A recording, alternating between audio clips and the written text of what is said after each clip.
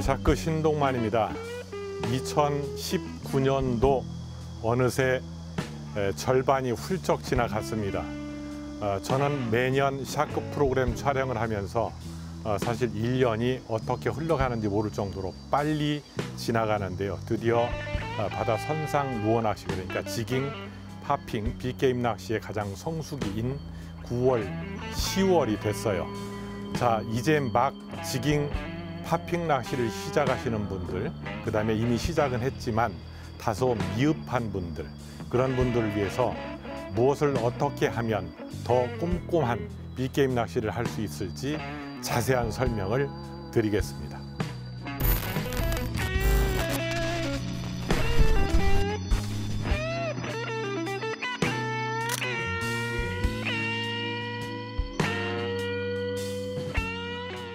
자, 첫 번째 순서는요. 우선 그 지깅 릴 중에 대표적인 게 그 베이트 캐스팅 릴, 흔히 장구형 릴이라고도 하죠. 동그랗게 생겨서.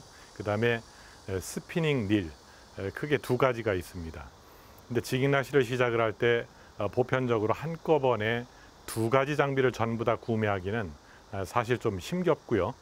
둘 중에 하나를 선택을 할 때 과연 나는 베이트 릴이 좋을지 아니면 스피닝 릴이 좋을지 많은 관심들을 갖고 계세요. 저는 개인적으로 스피닝 릴이 더 좋다, 베이트 릴이 더 좋다, 이렇게 어느 게 더 좋다라고 단정지어서 설명을 드리기를 잘 꺼려합니다. 왜냐하면 사람의 취향, 그다음에 그 채용 조건에 따라서 어떤 분들은 그 스피닝 릴이 좋다, 베이트 릴이 좋다, 이렇게 자기의 취향을 드러내놓고 그렇게 흔쾌히 이야기하시는 분들도 계신데, 저는 개인적으로 논리적으로 따져봤을 때 스피닝보다는 베이트 캐스팅 릴을 먼저 추천을 드리고 싶어요. 자, 그 이유는요. 베이트 릴은 파지할 때 릴이 릴 시트의 위로 달려 있고, 그 다음에 릴이 낚시인 몸에서 가장 가깝게 그렇게 파지를 할 수가 있습니다. 반대로 스피닝 릴은 이것보다 좀 더 멀어지죠. 자, 지금 제가 들고 있는 자세를 유심히 잘 보시면 이게 낚시할 때의 가장 기본적인 자세입니다. 제 신장이 약 180, 그다음에 그 몸무게가 정확히 80kg 정도 되는데요. 저와 같은 체형보다 작은 혹은 더 체중이 많이 나가는 분들도 리치의 길이가 조금씩 달라질 수는 있어도 이 릴과 가슴의 거리가 많이 달라지진 않습니다. 멀어지면 멀어질수록 낚시하기가 힘들어진다는 얘기죠. 자, 이 똑같은 경우의 수를 놓고 제가 스피닝 릴을 한번 들어볼게요. 자, 지금 위치가 변하지 않았는데요. 스피닝 릴을 제가 잡았습니다. 자, 요게 가장 이상적인 거리예요. 가슴에서부터. 이보다 더 멀어지면 힘들어지고 더 가까워지면, 자, 지금 보시면 아시겠지만 핸들이, 제가 돌려볼게요. 가슴에 라이프 자켓에 닿죠. 가장 눈에 띄는 특이점이 바로 이 부분인데요. 그래서 스피닝은 조금 더 멀어져야 됩니다. 가슴에서부터의 거리가. 제가 미리 말씀드렸지만 멀어지면 멀어질수록 힘들어지는 거예요. 자, 제가 우측으로 돌아서 볼게요.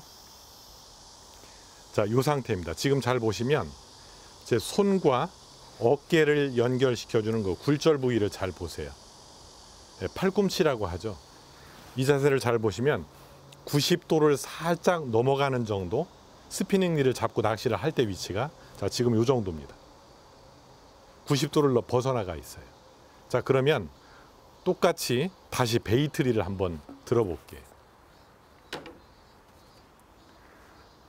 자, 자세를 오른쪽으로 틀었습니다. 베이트 릴은요, 자, 요게 적정거리입니다. 최대한 멀어진 상태예요. 그럼 조금 전에 설명드린 대로 팔꿈치의 각도를 한번 잘 보세요. 90도가 아닌 역으로 약 몇 도요? 80도 정도. 잘 보시죠, 이렇게. 자, 그러면 먼저 말씀드렸지만 각도가 벌어지면 벌어질수록 힘들어지는 이유는 가장 먼저 피로도가 느껴지기 시작하는 부분이 어디냐면 바로 어깨 회전근입니다. 그 다음에 어깨 회전근을 많이 사용을 하려다 보면 승모근이 또 무리가 가게 돼요. 그 다음에는 낚시가 2시간, 3시간 정도 이어지다 보면은 어디에 무리가 오기 시작을 하냐면은 팔목에 오게 됩니다. 그리고 긴 시간, 하루 이틀 정도 낚시를 지속적으로 하다 보면 이제 최종 무리가 오는 부분이 어디냐면 바로 엘보우라고 하는 부분이에요. 팔꿈치 바로 윗부분. 자, 이 엘보우가 문제가 오기 시작을 하면 전반적으로 팔 근육, 이 자꾸 쥐가 난다고 그러죠. 예, 그게 바로 근육 경련인데요. 제가 최근에 약 7년 전부터 고생을 하고 있는 부위가 바로 이 부위입니다. 인대에도 이상이 이미 왔고, 자, 그래서 이 부분 때문에, 이 피로도 때문에 스피닝 릴보다는 베이트 릴이 편하다. 저는 그렇게 말씀을 드리는 겁니다. 다시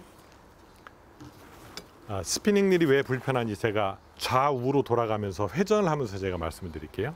저킹을 하는 것처럼. 자, 이렇게 저킹을 할 때 유심히 잘 보시면 스피닝 릴이 베이트 릴보다 위쪽으로 더 올라가게 돼요. 자세가. 그럴 수밖에 없습니다. 왜냐하면 이것까지 신경을 써보신 분은 없겠지만요, 이 릴의 위치가 가슴의 위치까지 명치보다는 위쪽으로 올라와줘야 편할 수밖에 없어요. 저킹이. 다들 그렇게 되게 돼요. 나는 내려가야지 좋다. 그런 분들도 올라갈 수밖에 없는 첫 번째 이유는요, 배에 난간이 있어요. 지깅하는 위치가 난간이 끊겨서 쏙 들어간 부위도 있지만 파도에 움직이다 보면 난간에 대일 수밖에 없는 그런 상황이 오게 돼요. 자, 그 난간의 높이를 피하기 위해서라도 위치도 달라질 수 있다. 그런 말씀을 드린 거고요. 자, 제가 저킹을 하면서 그대로 자세를 틀어 볼게요. 자, 이렇게 오른쪽 엘보우를 잘 보세요. 이렇게 위로 치켜들듯이 올라갈 수밖에 없어요. 대부분 나는 그럼 내려도 편하더라. 내려서 편할 수는 없어요. 하다 보면 겨드랑이에 마찰도 있고 해서요, 팔꿈치가 이렇게 올라가게 돼 있어요. 다들 이렇게. 그리고 자세는 정면으로 보여드릴게요. 다 이렇게 되죠. 약간 이렇게 힘들여서, 초기에는 그렇지 않은데 중반 이상 넘어가게 되면 처음에는 이 자세였다가 다들 이렇게 올라가게 돼요. 그러면 아까 말씀드린 대로 승모근과 어깨 회전근에 벌써 무리가 오기 시작해요. 등 근육이 뻣뻣한 느낌이 오기 시작을 합니다. 1시간이 경과하게 되면. 자, 베이트 릴을 보여드릴게요. 자, 베이트 릴을 저킹을 똑같이. 베이트 릴은요, 위아래 저킹을 많이 하지 않아도 불과 깔짝깔짝 하는 정도만으로 충분히 저킹이 가능해져요. 그리고 얼마든지 긴 시간을 해도 몸의 피로도가 스피닝보다는 훨씬 덜하다. 그렇기 때문에 저는 스피닝 릴보다는 베이트 캐스팅 릴, 지깅 장비를 먼저 추천을 드리고 싶은 겁니다. 자, 베이트 캐스팅 릴 지깅 장비의 그 또 다른 장점을 제가 추가 설명을 드리겠습니다. 자, 릴 파지 방법이에요. 손의 위치. 베이트 캐스팅 릴을 파지하실 때요, 대부분 많은 분들이 릴을 이렇게 거머쥔다고 그러죠. 힘주어 쥐려고 하는 그런 습관들이 먼저 있어요. 릴을 힘주어 잡게 되면은 그 순간부터 손목, 그 다음에 그 손가락에 피로가 오기 시작을 합니다. 그래서 릴을 쥐인다기보다는 살짝 받치는 정도, 손바닥 위에요, 접시 하나, 배 큰 사과를 혹은 배를 얹어놨다라는 느낌으로 떨어지지 않게 받쳐준다라는 느낌, 제가 밑을 보여드릴게요. 이렇게 네 손가락이 릴싯 밑을 이렇게 부여잡고 받쳐주는 정도로, 릴이 좌우로 껐덕거리지 않게만 잡아준다라는 느낌으로 하셔야지, 잡고 있다 보면 이 자세로 하게 되면, 자 보세요, 손가락, 그 다음에 트리거를 끼게 되면 더 힘들어져요. 점점. 안쪽 보여드릴까요? 손목이 필요할 수밖에 없어요. 힘들고. 그래서 받쳐주는 정도로 해야 되고, 자, 저킹 요령은 제가 프로그램에서도 자주 설명을 드리지만, 왼손 릴로 저킹을 하려고 하면 할수록 저킹도 잘 안 되고 힘들어진다. 자, 돌아서서 오른손 잘 보세요. 핸들을 돌리는 과정에서 라운드를 크게 한다라는 느낌으로 오른손이 왼손 릴 쥐고 있는 손을 끌어당겨서 내리고 올린다라는 느낌으로 이렇게 하셔야지, 왼손이 뭘 자꾸 하려고 그러면 지금처럼 막 엇박자가 나요. 손과 어깨, 몸이 엇박자가 나게 돼요. 그래서 몸은 자연스럽게 편한 상태로 서 있고요, 오른손만 운동을 하는데, 오른손이 또 중요한 게 있어요. 힘줘서 뭘 하려고 그러다 보면 어깨하고 엘보가 자꾸 움직여져요. 그러면 안 되고요. 손목만, 제가 지금 보여드리는 것처럼 손목만 움직이다가 원을, 낚싯대 끝을 한번 잘 보시겠어요? 지금은 그냥 감기만 하고 있어요. 제가 조금씩 위아래로 반경을 조금씩 넓혀 볼게요. 자, 지금 위아래로 오르락내리락 하게 되죠. 예, 조금만 더 파워풀하게 원을 크게 그려 볼게요. 자, 지금 자연스럽게 되죠. 왼손은 가만히 있는 겁니다. 자, 이게 바로 저킹 요령입니다. 중요한 것, 팁 하나, 왼손이 뭘 자꾸 힘주어 하려고 하면 할수록 엇박자만 나더라. 저킹이라고 하는 건 오른손 핸들 사용자일 경우에 왼손이 하는 게 아니라 오른손이 저킹을 하는 메인 손이다라고 생각을 하시면 됩니다. 자, 스피닝 장비 역시 베이트 장비나 똑같습니다. 저킹하는 요령은 핸들을 잡고 있는 왼손이 회전을 자연스럽게 하면서 오른손은 따라가기만 하면 되는데, 대부분 의욕적으로 저킹을 열심히 하려다 보면 어떻게 되는지 잘 보여드릴게요. 이렇게 되면 처음에 다 똑같아요, 누구나. 그러면 오른쪽 잘 보세요. 올릴 때 승모근하고 어깨에 온몸이 다 들어, 허리까지 올리고, 이렇게 만일 6시간 정도 낚시를 하면은 병납니다. 그분 낚시 다녀오셔서 정형외과 가셔야 돼요. 예, 주사 한 번 맞고요, 몸에 전신에 파스 붙이고, 이건 누구나 한 번쯤에 해본 그런 광경일 겁니다. 자, 스피닝 릴 역시 왼손을 돌리면서 너무 빠르지 않은 중속 스피드로 하면서 오른손이, 잘 보세요. 제가 왼손만 신경 쓰고 감아 볼게요. 낚싯대 끝을 한번 잘 보시겠어요? 지금 저킹이 되고 있죠. 신기할 정도로. 예, 더 루즈하지만 원을 크게 하려고 해볼게요. 예, 낚싯대 보이시죠? 이렇게. 예, 제가 오른손이 가만히 있으려고 해도 원을 크게 하다 보면 자연스럽게 저킹이 될 수밖에 없어요. 자, 그래서 지깅 낚시는요, 저킹을 굳이 화려하게 잘 한다고 해서 대상어가 잘 무느냐? 그건 아니에요. 저희 방송, 저희 프로그램에서는 제가 저킹할 때 잘 보시면 전 그렇게 빠르게 안 합니다. 중요한 건 빠르게 하고 안 하고가 중요한 게 아니고, 메탈 지그, 사용하는 지그가 얼마만큼 짧은 구간에서도 리드미컬하게 움직여 줄 수 있는지가, 그게 관건인 거예요. 그러다 보니까, 자 보세요, 천천히 해도 메탈 지그는 물속에서 자연스럽게 움직일 수 있어. 오히려 더 빨리빨리 하려고 그러면은 낚싯대 끝이 순간 깔짝깔짝만 하지, 지그는 물속에서 과히 그렇게 움직일까요? 그렇진 않아요.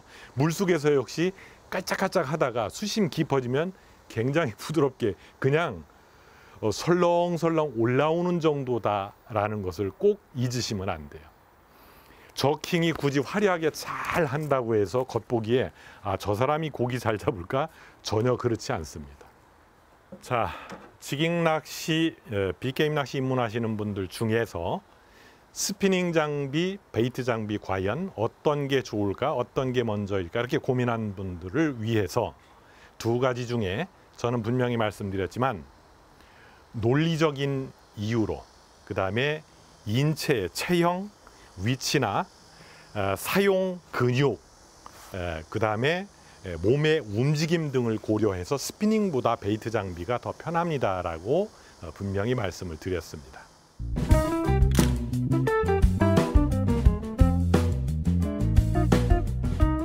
제가 지깅 낚시를 처음 할 때 말이죠, 제일 궁금한 게 뭐였는지 아세요? 과연 저 쇠붙이를 물어줄까? 그거였어요. 이걸 물어준다니 참 신기하다. 저는 그 플라이 낚시로 시작을 해서 배스 루어 낚시, 온갖 루어 낚시는 다 했었고요. 긴 시간 동안.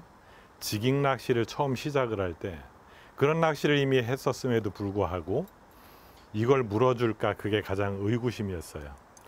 이 빅게임 낚시를 시작하시는 분들이 저희 매장을 찾아오시면 가장 첫 번째 질문, 그게 물어요? 두 번째 질문. 제가 메탈지그의 위쪽에다가만 바늘 하나를 꼭 달으세요. 그게 더 유리합디다라고 말씀을 드리면 꼭 그래요. 그러면 여기 밑에 물면 어떡하죠? 저도 그랬어요. 혹시 밑에 물면 어떡하지? 저도 그랬었습니다. 제가 오늘 이번 시간을 통해서 이런 게 좋습니다. 이렇게 하세요. 이렇게 하니 좋습디다라고 말씀을 드리는 그 팁이 바로 실전 팁입니다. 왜냐하면 제가 약 20년 동안 겪어온 바를 종합적으로 확률적으로 이미 다 겪어보고 말씀을 드리는 거기 때문에 의구심 가질 필요 없다, 그 얘기입니다. 자, 지깅낚시 시작을 해서 저희 매장에 처음 오셨다가 한 시즌 약 5번 출조해서요, 부시리방어, 참치까지 몇 마리 낚아 올려보고 나시면 꼭 저를 찾아와서 하는 얘기가 있어요. 신기하더라고. 신기합디다. 그게 이제 시작이자 마지막입니다. 이거. 마지막이라는 표현은 왜 쓰냐면 더 이상 배울 게 없다. 그만큼 이 낚시는 간단 명료하고 단순한 낚시이다라고 미리 서두에 말씀을 드립니다. 자, 지깅 낚시 할 때 바늘의 길이는 과연 어떤 정도가 좋을까? 길이가. 이게 고민이 또 많아요. 처음에요. 자, 이 목줄처럼 좀 길게도 해봤고 짧게도 해봤고 더 길게도 해봤고 했었죠. 저 역시. 긴 게 왜 안 좋은지 아세요? 예, 제가 지금 설명을 드려볼게요. 자, 저킹을 하다 보면 물속에서 지그와 함께 이 바늘이 철렁철렁 움직이고 요란 법석을 떨면서 올라오겠죠. 자, 근데 목줄이 길면은요, 자 보세요. 제가 여기에 휘감아 볼까요? 자, 한두 번 만에 보세요. 이 긴 게 이렇게 됩니다. 말려 있어요. 또, 자 보세요. 손으로 일부러 여기 끼려고 그러면 이 작은 구멍, 약 4mm, 5mm 정도 파이에 잘 보면서 끼워야 되잖아요. 이게 한 번에 어떻게 훅 들어가겠어요. 자, 근데 이런 일이 꼭 생깁디다. 한두 번도 아니고 여러 번. 금방 아시겠죠? 왜 길면 안 되는지. 그래서 짧은 게 좋아요? 긴 게 좋아요? 아, 나는 긴 게 좋더라. 나는 짧은 게 좋더라. 술 한잔 하시면서 서로 갑론을박, 의례껏 있는 일입니다. 자, 짧은 게 왜 안 좋은지 아셨죠? 금방. 더 이상 설명은 안 드려도 알 겁니다. 긴 게 이런 문제가 생기기 때문에 그런 거예요. 자, 지그 위에 고리가 또 있어요. 여기에 들어갈 수도 있어요. 자, 위쪽 돌의 구멍에 또 이렇게 될 수도 있고. 아, 그럼 돌에 안 쓰면 되지 뭐. 그럼 링은 안 쓸까요? 직결은 하면 요 고리가 또 있는데. 이런 증상 때문에 그렇습니다. 아셨죠? 자, 짧으면 왜 긴 것보다 좋을지. 제가 짧은 것 가지고 저킹을 한다 생각하고 막 움직여 볼게요. 예, 돌려도 보고. 짧은 건 휘감기려고 하다 풀리는 그 증상이 저렇게 잘 보시면. 그죠? 항상 그대로예요. 이거 보세요. 휘감아 볼까요? 돌아오잖아요. 이제 아셨죠? 왜 제가 목줄 길이, 어시스트 라인의 길이를 2cm, 2.5cm 정도가 딱 좋습니다라고 왜 꼭 집어 말씀을 드리는지 이제 아셨죠? 여기서 더 이상 뭘 설명을 드릴까요? 네. 전 세계 이 빅게임 낚시 유튜버 자료를 봐도 이런 자료 올려놓은 건 못 보셨을 거예요. 아주 명쾌하잖아요. 자, 어시스트 훅, 지깅 낚시 바늘 중에 이렇게 꼴뚜기 형상의 이미테이션을 추가하면 좋을까요? 나쁠까요? 나쁘기야 하겠어요. 뭔가 하나 번쩍거리는 게 움직이면 더 호감, 관심을 갖겠죠. 이게 바로 루어 낚시, 메탈지그를 사용하는 지깅 낚시, 펜스를 사용하는 파핑 낚시, 가짜 미끼를 사용하는 루어 낚시의 가장 근본이 되는 그런 이유입니다. 이 꼴뚜기 형상의 튜브 웜이 바로 축광 소재예요. 예, 이렇게 자외선을 받았다가 물속 깊이 들어가도 빛을 발산하는 요 위에 구슬이요. 이게 축광 구슬입니다. 다 이유가 있어서 끼워놓은 거예요. 물속에서 얘만 독립적으로 하나 떡하니 있다고 볼 때 얘가 뭐로 보일까요? 아마 제가 물고기라도요 꼴뚜기처럼 보일 거예요. 똑같이. 언뜻. 자, 메탈 지그를 들고 전체를 한번 다 보여드릴게요. 제가 이렇게 들고 있으면 꼭 약 파는 약장수 같기도 한데 웃자고 드리는 말씀입니다. 자, 메탈 지그를 보시면 햇빛에 반짝반짝하죠. 이 표면이 빛 반사 효과를 노리기 위한 굉장히 반짝거리는 난반사 효과를 얻기 위해서 홀로그램 필름, 그 다음에 도금을 이렇게 합니다. 자, 물속에서요, 약 물이 맑다라고 할 때 15m, 20m 정도만 들어가게 되면 점점점 어두워지기 시작하다가 30m 정도가 들어가게 되면은요, 밑에서 위를 보면 빛이 보여도 위에서 빛을 보면 어두컴컴해지죠. 그런 정도의 수심까지 굉장히 많은 영향을 미치는 게 바로 메탈 지그의 색깔 난반사 효과입니다. 자, 그래서 이와 같은 지그 몸뚱아리 이렇게 보시면 반점이 막 있어요. 이게 축광이에요. 이 지그는요,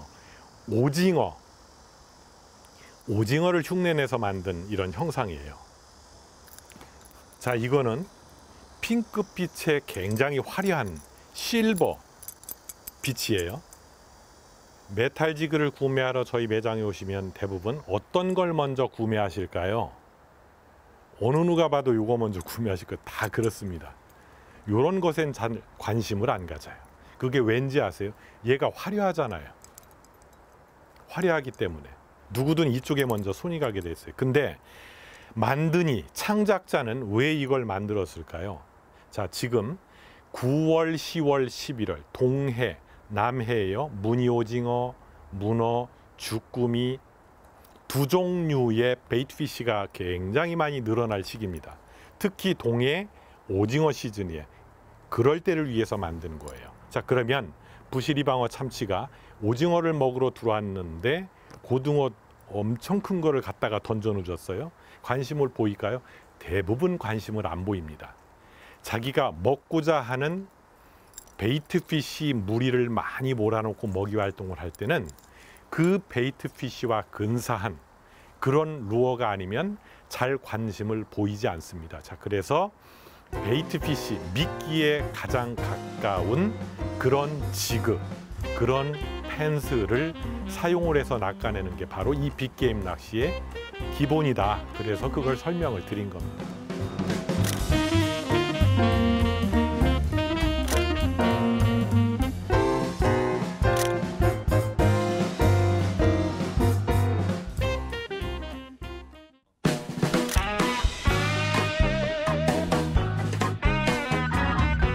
자, 지깅 낚시를 시작하시기 전에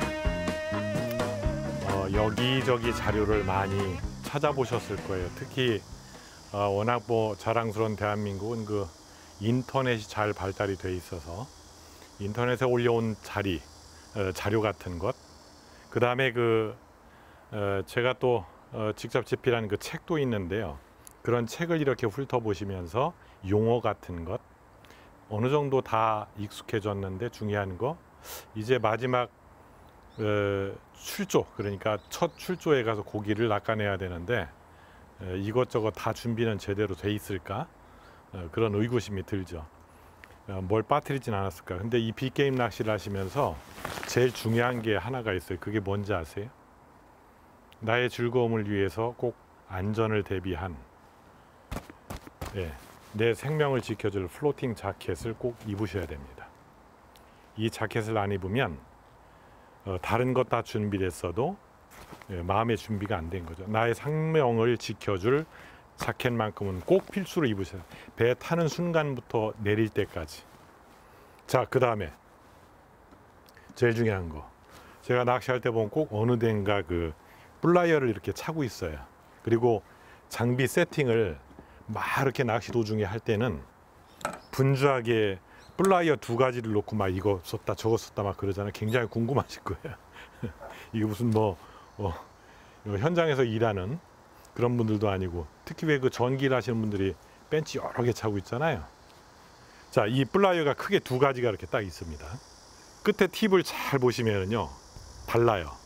이게 왜 다르냐면, 제가 왼손에 들고 있는, 여러분께서 보시는 오른쪽에 있는 플라이어는 팁이 끝에가 기역자로 딱 꺾여 있고, 자, 이 플라이어는요, 팁이 이빨 끝처럼 뾰족하게 돼요. 삼각골로. 이 두 가지의 차이점은 뭐냐면, 여러분들께서 보시는 오른쪽 플라이어는 파핑용, 그러니까 링 크기가요 7번부터 11번까지 아주 큰 링을 굉장히 많이 벌릴 수 있는 그런 플라이어고, 이렇게 삼각골로 돼 있어서 이빨처럼 뾰족하게 생긴 플라이어는 지깅용, 그러니까 스플릿 링의 사이즈가 약 5번, 6번, 7번, 8번 정도까지 벌려서 쓸 수 있는 거, 이렇게 두 가지입니다. 그러면 처음에 뭘 먼저 살까? 지깅 먼저 하시는 분이라면은 이렇게 생긴 걸 사셔야 돼요. 자칫 이걸 사셔도 되는데 작은 링을 벌리기는 또 쉽지 않습니다. 참 복잡하죠. 자, 그래서 이것저것 하나만 있어야 되겠다. 이렇게 뾰족하게 생긴 이런 걸 사셔야 돼요. 자, 또 하나 보여드릴게요. 자, 이런 것도 있어요. 기역자로 되어 있는데 끝에 팁이 좀 약간 널찍하게 생겼어요. 자, 이런 거는 파핑용, 그러니까 큰 링을 벌릴 때 쓰는 그런 플라이어다, 그렇게 생각을 하시면 돼요. 자, 그 다음에 태클은 어떻게 준비를 할까? 그 일반 루어 낚시, 민물의 쏘가리, 배수 루어 낚시, 그 다음에 참돔, 지깅, 그 다음에 농어 루어 낚시, 그런 루어 낚시를 하실 때 보편적으로 007 가방, 일명 학교 다닐 때 사용하는 가방처럼 생긴 이렇게 드는 거, 뚜껑이 양쪽으로 돼 있기도 하고, 거기에 보면 루어를 가지런히 수납할 수 있게 이렇게 작은 칸 나누기 홀더가 있어요. 저희 빅게임 낚시는 그런 걸 쓰지 않고요. 떡하니 여기 보시면 뚜껑이 한 번에 딱 개방이 되고 닫히는 이런 태클 박스를 쓰고, 그 다음에 저 같은 경우에는 이 플라스틱 박스보다는 고무 소재로 된 그런 다용도 가방을 주로 써요. 자, 왜냐하면 이 플라스틱 태클 박스는요, 자, 뚜껑을 닫아서 의자 대용으로 쓸 수가 있어요. 이렇게 이게 튼튼하거든요. 발로 밟아도 깨지지 않습니다. 이런 태클 박스는 주로 일명 생활낚시, 주꾸미, 갑오징어, 참돔, 지깅, 우리가 흔히 하는 가벼운 장비로 작은 물고기를 낚아내는 그런 낚시, 또는 방파제에요, 바퀴 달린 그 체어를 끌고 이렇게 가서 올려서 이걸 깔고 앉아서 이렇게 하루 종일 낚시할 때 쓰는 의자 대용, 이렇게 쓰는 그런 기법의 낚시들이 주로 쓰고, 저는 주로 고무 가방을 사용을 하는데요. 그 고무 가방이 좋은 이유가 하나 있어요. 배가 파도 때문에 막 흔들리고 높은 파도에서 낚시를 하고 하다 보면 이게 자빠질 수도 있거든요. 배에서 미끄러지기도 하고, 고무 소재는 잘 미끄러지지 않는 난슬립 기능은 기본적으로 있고, 두 번째, 쓰러져도 깨질 우려가 없어요. 경첩 부위가 없기 때문에 지퍼로 돼 있거든요. 그게 유리한 점이에요. 그리고 뚜껑을 열면 소형 도구들, 소품들, 뭐 쇼크리더, 이렇게 바늘 케이스, 이런 걸 모두 다 여기 넣죠. 수시로 꺼내서 쓰기 편하고, 그래서 고무 소재로 된 큰 가방 하나, 그 안에 이렇게 용품들을 다 넣을 수 있다. 닐까지 분해해서 라이프 자켓까지 넣어서 현장에서 이렇게 꺼내서 입을 수가 있어요.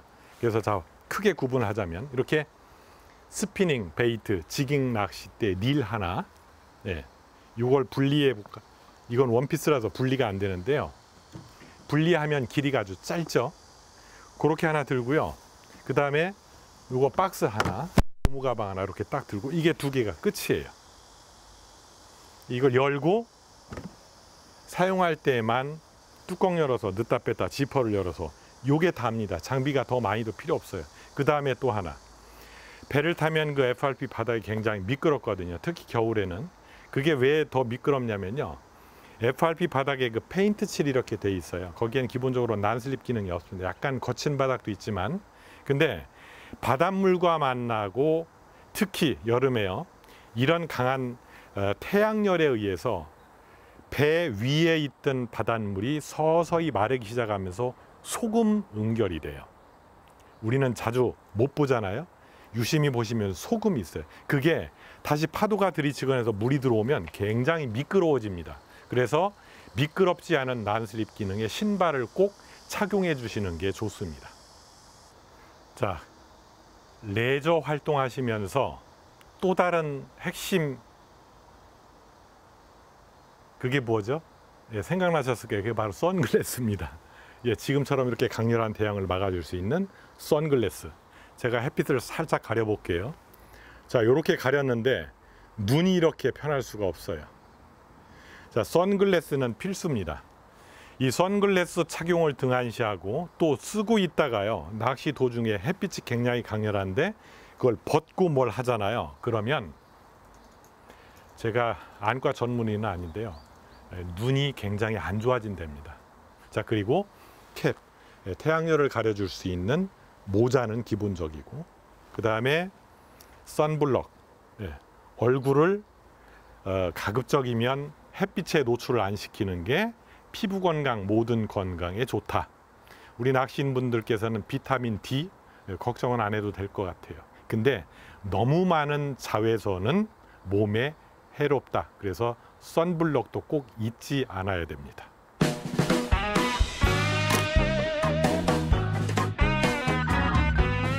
사랑하는 샤크 프로그램 시청자 여러분, 이제 장비 관리예요.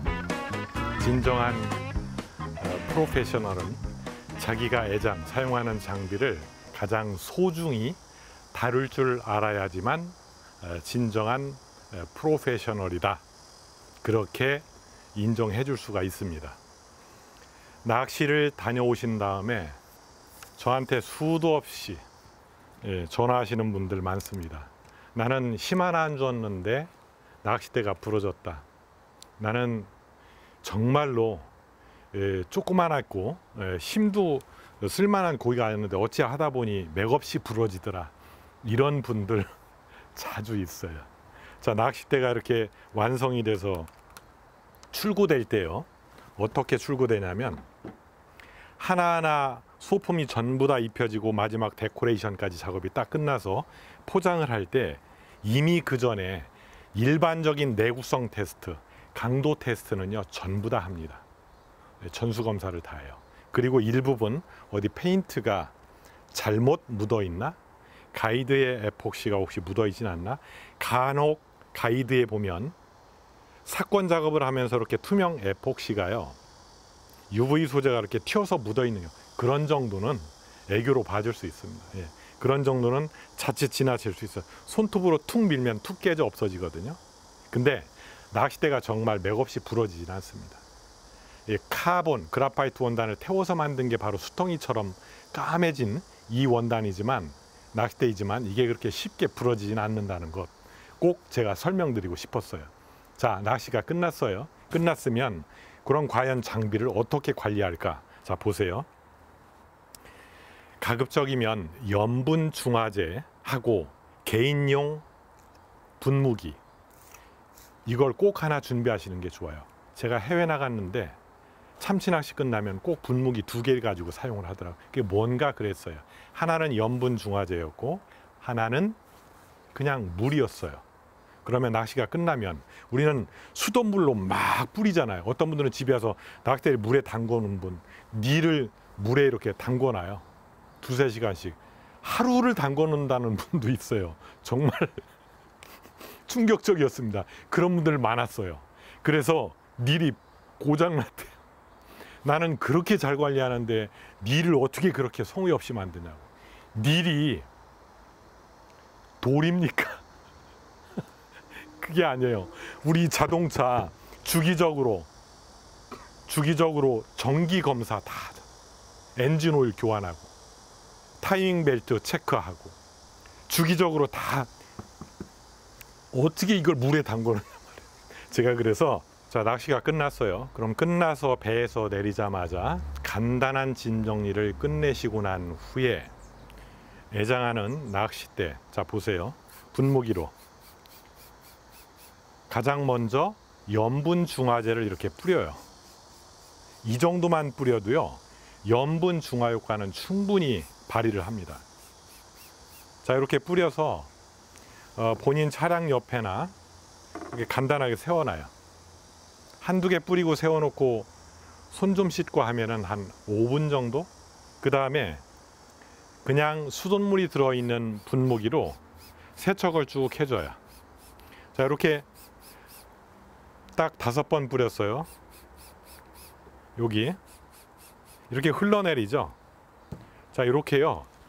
툭툭 터는 정도로만 끝낸 다음에 요즘 그 어디 가나 다 팔아요. 물티슈.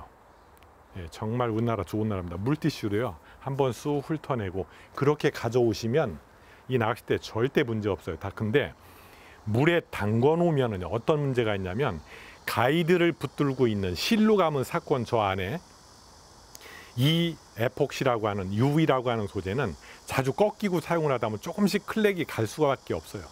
예, 이게 완전 고정이 아닙니다. 건조가 된 상태에서 조금씩 갈라지고 크랙이 갈 수 있어요. 사용을 하면서 그 사이로 염분이 들어가면서 릴풋에 부식이 시작이 되는 거죠. 물론 릴 시트는 플라스틱인데 이 너트, 장식 같은 것들이 전부 다 합금 소재라는 말이에요. 부식이 올 수 있어요. 그래서 염분 중화제 뿌리고 수돗물로 간단하게 분무하고 닦아주는 정도로만 해도 충분히 버틴다. 대신에 오래 물속에 담궈 놓는 것보다 오히려 그게 낫다. 예, 그건 꼭 잊으시면 안 됩니다. 자, 다음은요, 닐입니다. 제가 이 촬영하는 날 오늘 아침에도 그런 전화 받았어요. 닐이 어떻게 그렇게 쉽게 고장나냐. 나는 딱 한 번밖에 안 썼어요. 그러면 언제 쓰셨습니까? 여쭤봤어요.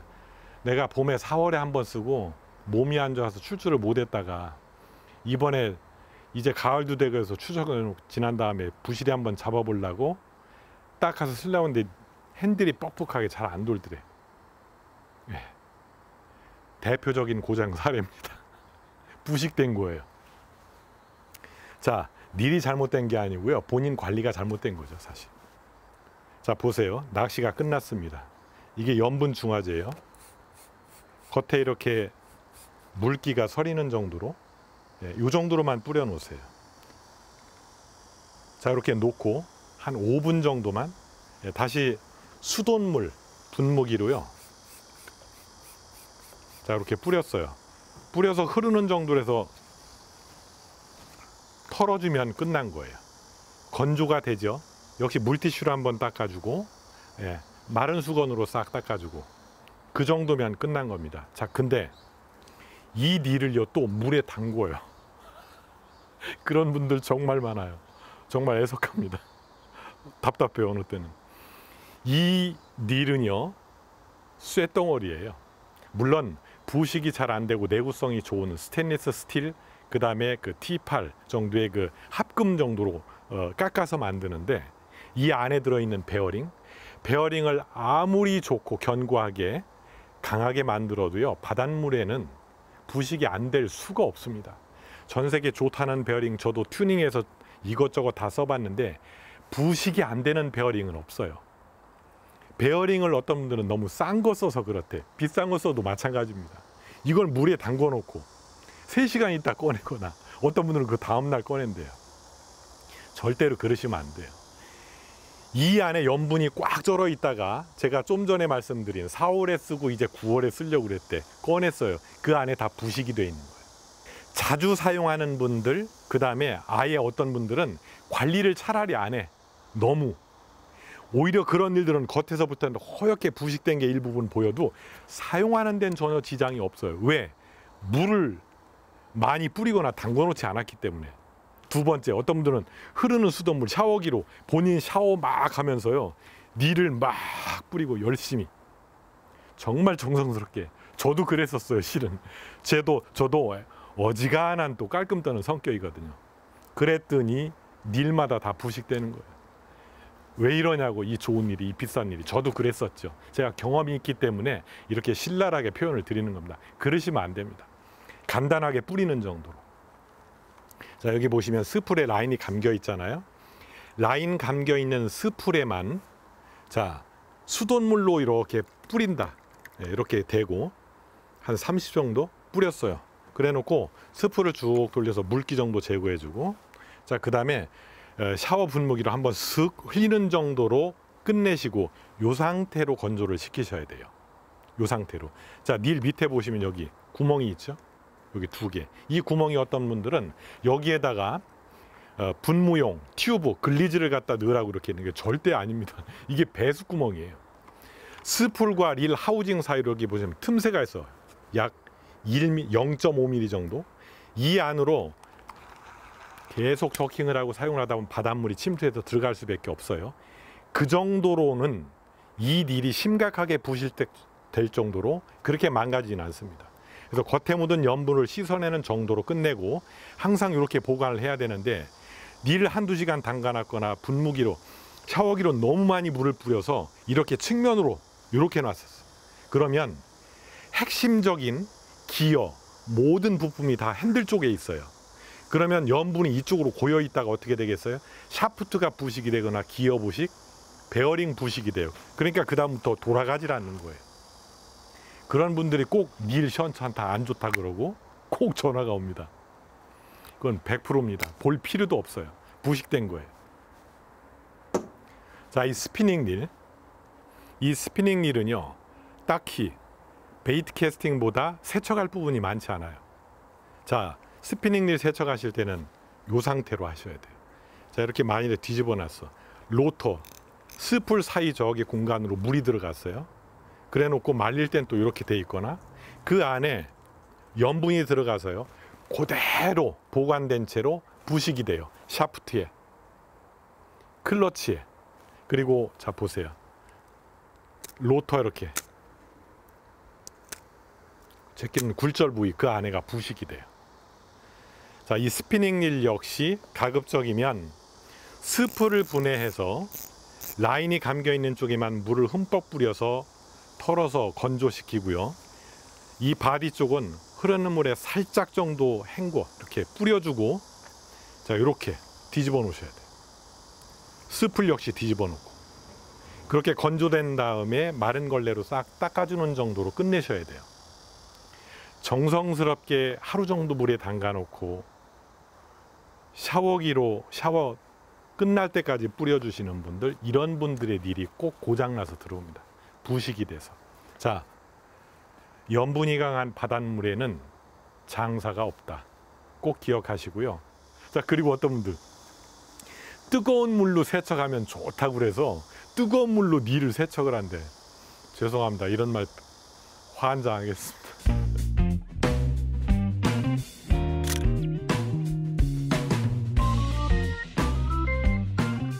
자, 이제 장비 준비는 다 끝났어요. 이제 어디로 갈까요? 그럼 출조를.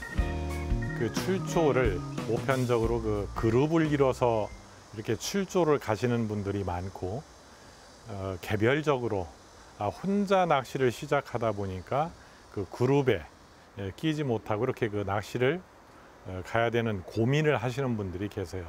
자, 그런 분들께서는 저한테 연락을 주세요. 네, 차라리 편하게.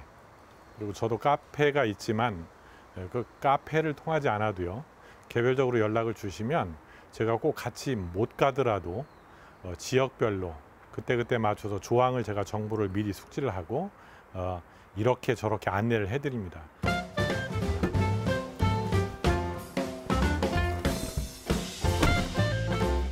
자, 이제 가야 됩니다. 낚시하러. 저처럼 그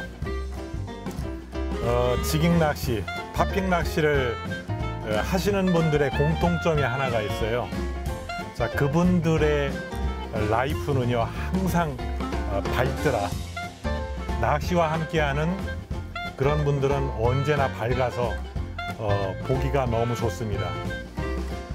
이렇게 그 혼자 차를 타고 출조를 하면서 휴게소에 한두 번 들려서 낚시 가는 그 여정을 즐기는 것도요, 이 낚시의 미학 중에 하나입니다.